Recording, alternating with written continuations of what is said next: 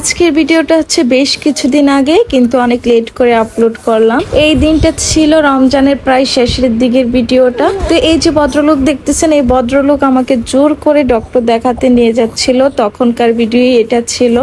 আসলে হঠাৎ করে বাবার বাড়িতে গিয়ে প্রচন্ড লেভেলের অসুস্থ হয়ে যায়, তাই আমাকে হুট করে ওইখান থেকে ঢাকাতেই ডক্টর দেখাতে নিয়ে যাচ্ছিল। তো আমাদের বাসার সামনে থেকে বাসে উঠে গেলাম। তো আজকে বাসে করে আমরা হচ্ছে ঢাকাতে যাব। তো যাচ্ছি আর আশেপাশে পরিবেশটা কত সুন্দর। এরকম পরিবেশ দেখলে আছে না, এমনিতে মনটা ভালো হয়ে যায়। আমি কিন্তু অনেক অসুস্থ, কিন্তু আমার চেহারা দেখে কি বোঝা যাচ্ছে যে আমি অসুস্থ। তো আস্তে আস্তে আমাদের দাউদকান্দি ব্রিজে চলে আসলাম। আর দাউদকান্দি ব্রিজ থেকে এই দৃশ্যগুলো দেখতে যে কি পরিমাণ ভালো লাগে বলার বাহিরে। চারদিকে শুধু পানি আর পানি, আর মাঝে মধ্যে ছোট ছোট দুই একটা বাড়ি দেখা যায়। এই দৃশ্য দেখতে দেখতে চলে যাচ্ছি ঢাকার দিকে। আর এমনি তো শরীর স্বাস্থ্য ভালো নেই দেখে ইদানিং অনেক কম ভিডিও আপলোড দেওয়া হয়। আসলে মন চাইলেও এখন দিতে পারি না, কারণ সব সময় মন মানসিকতা একরকম থাকে না যে ভিডিও বানাবো, ভয়েস দিব, আবার সেটা আপলোড করব, এরকম মন মানসিকতা থাকে না। এই জন্য এখন দেখা গেছে ভিডিও অনেক আগের তুলনায় কম দিচ্ছি।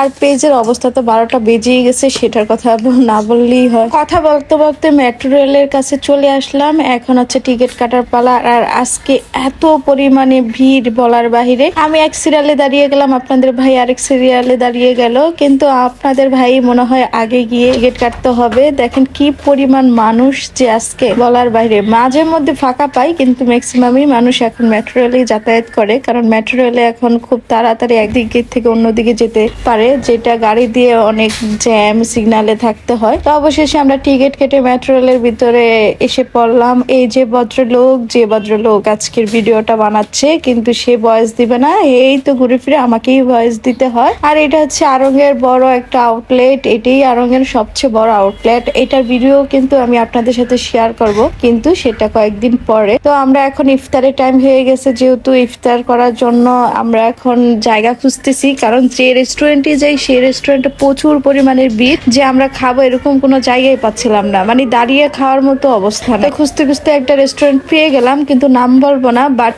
এখানে ইফতার করা মানে হচ্ছে নিজে জবাই করা। কথা বললাম কারণ ওই দিন আমরা যে খাবারটা খাই সেটা হচ্ছে একটা পেঁয়াজু, একটা আলুর চপ, একটা খেজুর, একটা জিলাপি আর অল্প একটু সোলাবর, যেটার দাম ছিল 450 টাকা। এটা দেখে তো আমি ভাবলাম যে আসলে দাম নিবে না কেন, কারণ ওই দিন আমরা কোনো রেস্টুরেন্ট ফাঁকা পাইনি, কারণ ঢাকা শহরের মানুষ নিজেরা ঘরে কখনো ইফতার বানায় না হয়তো, বা এই জন্যই ওনারা এত দাম রাখে। তো কিছু করার নাই, ওই দিন যেহেতু আমাদের ইফতার করতেই হতো, তাই আমরা খেয়ে নিলাম এটা মুখ বুঝে। তো ইফতার শেষ করে আমরা ডক্টর দেখিয়ে তারপর চলে যাব নিজের গন্তব্যে। তো আজকের মতো ভিডিওটা এখানে। সবাই ভালো থাকবেন, সুস্থ থাকবেন, আল্লাহ হাফেজ।